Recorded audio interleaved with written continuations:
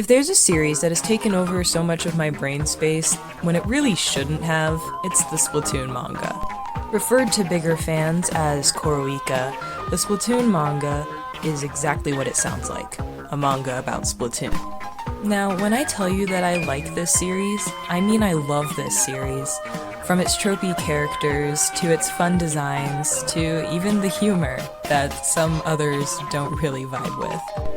With that said, it's clear that the biggest draw-in for fans of the Splatoon manga is the characters, with some of, if not the most popular characters, being the S4. 4 of the highest S+ rankers in the manga. With these guys being some of the first characters you meet and having very interesting designs and personalities, it's no wonder that they're so popular. And I want to redesign them. And not because I think their designs are bad or I don't like the direction their characters went in. It's instead because I really like these characters and I just want to share the silly goofy little headcanons that I made of them. So why don't we cut the chit chat and get right into the video. The first character we'll be redesigning today is Army, who just so happens to be the first member of the S4 that we meet. Some quick background info on Army: he's what I call the resident nerd of the team. His whole thing is that he had a manual's worth of information about every single possible thing you could possibly think of for a turf war. Strategies, maps, weapons, pretty much everything. With his one weakness being, if something unexpected happens, he'll have a panic attack. Sadly though, after this match, we never really see him do turf war again. I mean, we do, but it only happens like once. Every other time he's either making curry, which is his favorite food, or being injured. This curry obsession has become so prominent that both the characters and the fandom have dubbed him Captain Curry. Now as for the redesign, personality-wise, he's exactly the same. Which is like the case for most of these. His personality is just gonna stay the same. Now, you're probably maybe noticing that Army is an octoling in my redesign instead of an inkling. This is a rather common headcanon with Army, him being an octoling, because Octarian Army. Army's name is Army. It just fits. And pretty much almost everything in this redesign focuses on that Army aspect.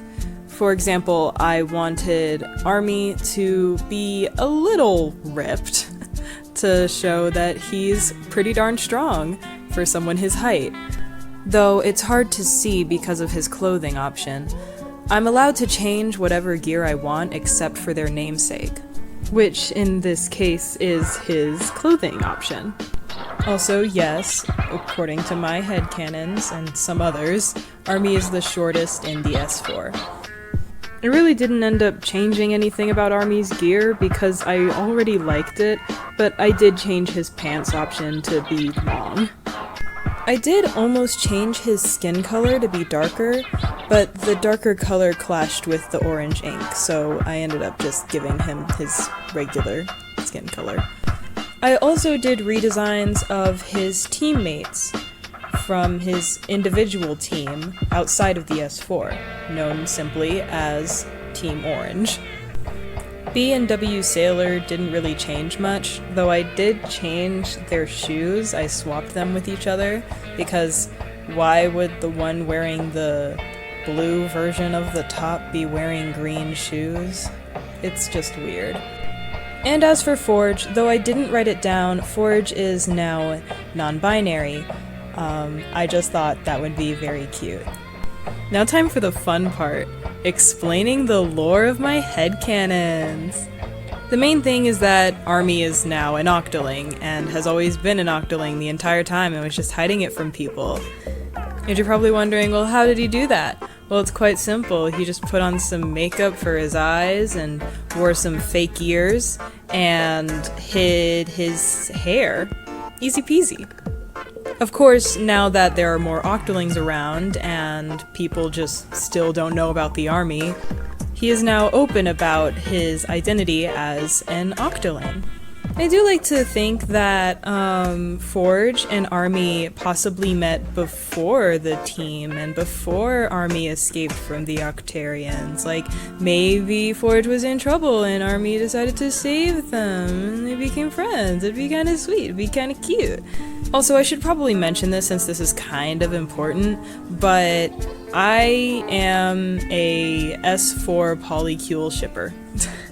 If you don't know what that means, it means I ship the S4 with each other, like all four of them in a relationship together, because I think that'd be very cute. I'm saying that now because I realize I kind of made it sound like I ship Forge and Army, which I'm not against that ship, honestly it's really cute, but I personally just see them as like bros.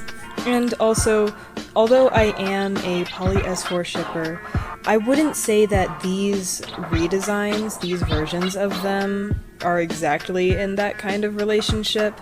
I'm still trying to flesh them out, but yeah, I just wanted to let that be known, let that be clear. And that's about everything I was planning to say. I really can't think of anything else, so I'm just gonna let the rest of the footage play out and show you the final reveal.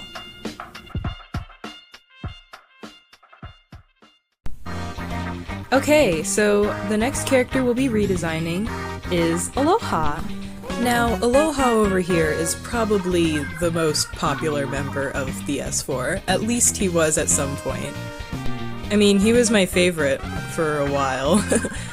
Not anymore though. And you can definitely tell that that was Sunkichi Hinodea's plan to make him really, let's say easy on the eyes.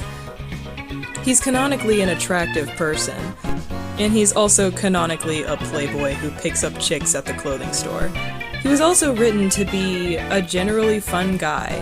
Like, he really likes hanging out with his teammates, he likes partying, his name's Aloha, and he has a tropical theme. His first match was in Mahi Mahi Resort. He dances during the turf war, and he can surf. And when I say surfing, I don't mean like ink surfing, I mean like in the water surfing. Sunkichi Hinodea's explanation is that just they can't swim, which I mean is still crazy. But I'm all for it though, honestly. I like to imagine Aloha just being crazy and being all like, nah man, I'm gonna go surf in the water. And like, he was always just like a really fun character to like. But then the manga kind of continued, and we found out that he's kind of more of a jerk than we thought he was. I mean, in his debut chapter, he was kind of mean, but he still, like, respected them. But nah, in the later chapters, he's just mean to everyone, and just can't get along with anyone. I mean, at a certain point, all bro cares about is girls, and picking up girls, and flirting with girls, and we will get to the rainbow-colored elephant in the room. But I'll be honest, I kind of like Aloha being a jerk. I don't know why. I like Aloha being a mean person. I feel like there needs to be more characters that are just mean. So, why don't we talk about the redesign now? Out of all of the S4, I think I probably changed Aloha the most. Like, his headgear and shoes both changed. I also gave him some smaller little accessories, like I gave him earrings, I gave him a seashell bracelet, and I also tied up his shirt because I think he would do that. And I also gave him some glittery white freckles.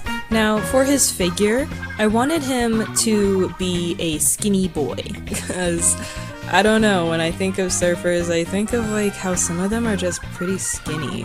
I don't know why. I don't know anything about surfing, I can't even swim. But, yeah, I think it would be more fun that way. Also, he is the second tallest out of the S4 for my redesigns. Now let's talk about his teammates, Team Pink, who also had a lot of changes in their designs. You see, with the Team Pink, I wanted all of them to be wearing different Aloha shirts, because there's a lot of them, and it's weird that all of them were matching, but I mean, friendship or whatever. Also, I made it so that all of them wear sandals now. Now, with Octo glasses, I didn't really change her shirt or headgear because I wanted to go with an all-red look. So I changed her shoes to be some red sandals. I also gave her a little ankle tattoo and some moles. I also thought it would be neat if all of them specialized in different dance styles because I'm fun like that. So her specialty would probably be heel dancing, and her favorite type of partner dance would probably be tango. With Straw Hat, I wanted to keep her cute aesthetic, so I changed her shoes to be the Cuttlefish Sandies because those are the cutest sandals. I gave her a little skirt, and her shirt was changed to the Chili Octo Aloha. Her form of dance would probably be jazz-based ones. I don't know why, she just looks like a jazz girly to me. And I'd say her favorite partner dances would be the Lindy Hop. And lastly, we have Snorkel, who has one of the strangest designs. I put his snorkel up because I don't like drawing snorkels, and I feel like he'd be the kind of guy who thinks he's too hot to wear a snorkel mask all the time. I gave him some freckles, I changed his shirt to the Coral Bloom Aloha, and changed his shoes to the yellow fish fry sandals to match his snorkel mask. Also, he's a b-boy. Now it's time for some lore. My version of Aloha was born and raised in Inkopolis Bay, and probably still lives there because Inkopolis Bay, at least to me, is where you'd find, you know, Mahi Mahi Resort, New Albacore Hotel, and even some other stages like Wahoo World. I like to imagine that surfing is just a normal thing there. And also, I'd say that the team probably just met up at a party somewhere.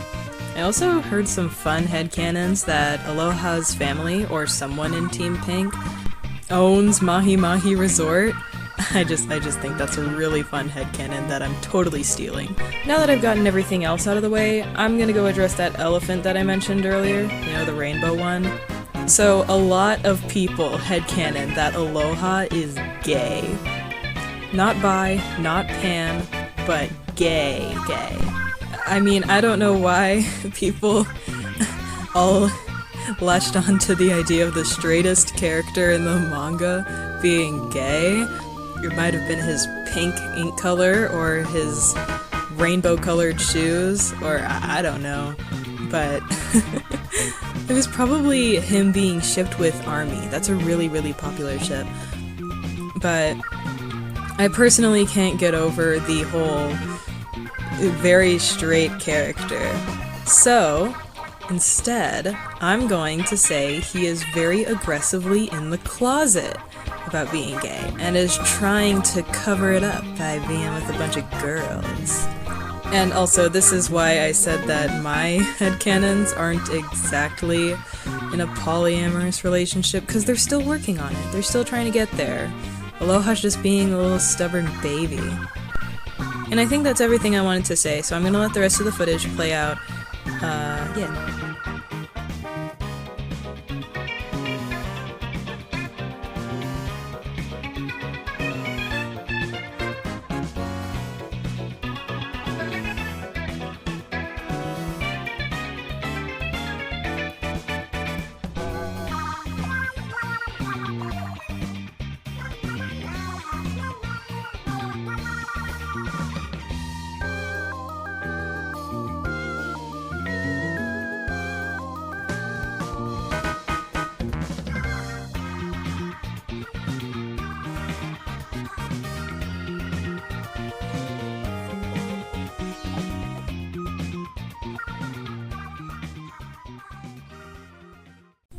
Okay, so that part I kind of rambled on a bit, but whatever, we're gonna move on. Next up is Mask!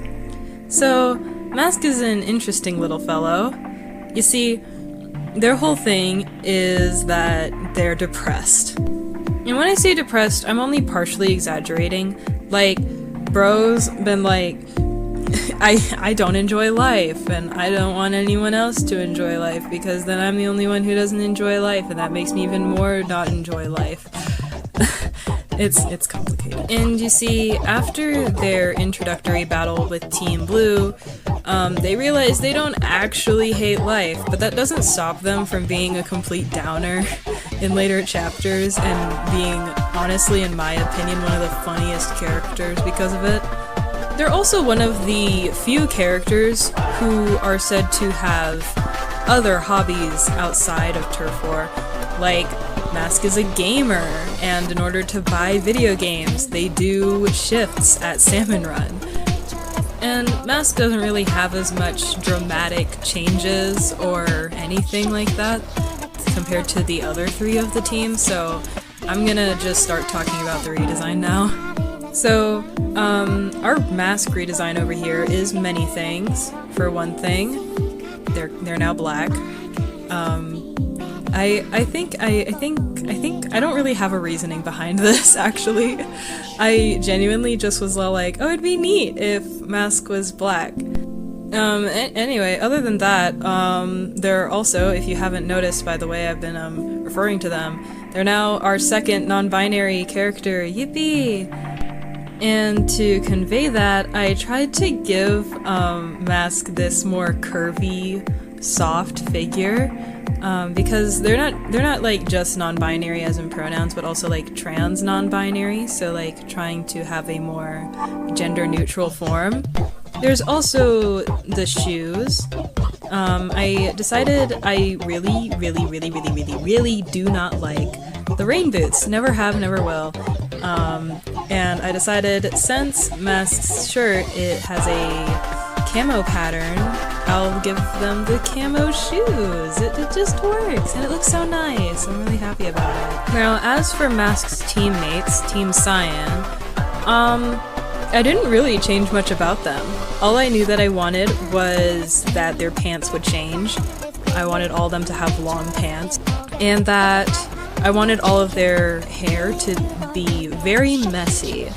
I think that's the only time I made the teammates have, like, matching hair. The only one of their teammates that I changed drastically would probably be Jersey, whose name has changed to Sun Visor. Because, for one thing, I think the Sun Visor is a lot more recognizable than the Jersey.